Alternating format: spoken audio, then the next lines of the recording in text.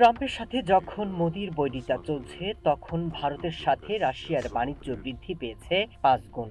এরই মধ্যে মস্কো সফরে গিয়ে ভারতের পররাষ্ট্রমন্ত্রী জয়শঙ্কর বলেছেন, রাশিয়া আরও নিবিড়ভাবে যাতে বাণিজ্য করতে পারে তার পরিবেশ রয়েছে ভারতে। তিনি এমন এক সময় এই ঘোষণা দিলেন যখন দিল্লির রয়েছে আমেরিকার প্রচণ্ড শুল্ক চাপ।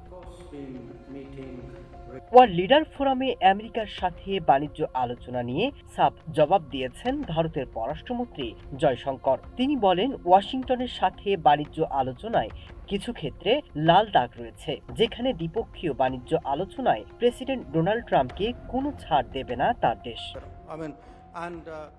আলোচনা এখনও চলমান রয়েছে, তবে এক্ষেত্রে কিছু লাল দাগ রয়েছে। এটি এমন বিষয় যার সঙ্গে সরকার আপোষ করতে রাজি নয়। সরকার হিসেবে কৃষক ও ক্ষুদ্র উৎপাদনকারীদের স্বার্থ দেখতে আমরা প্রতিশ্রুতিবদ্ধ। এ বিষয়ে কোনো আপোষ করতে আমরা পারি না। রাশিয়া থেকে কম দামে তেল কিনে বেশি দামে বিক্রি করছে ভারত, এমন অভিযোগ রয়েছে। তবে এবার রাশিয়ান অপরিশোধিত তেল কেনার সমালোচনার জবাব দেন জয়শঙ্কর।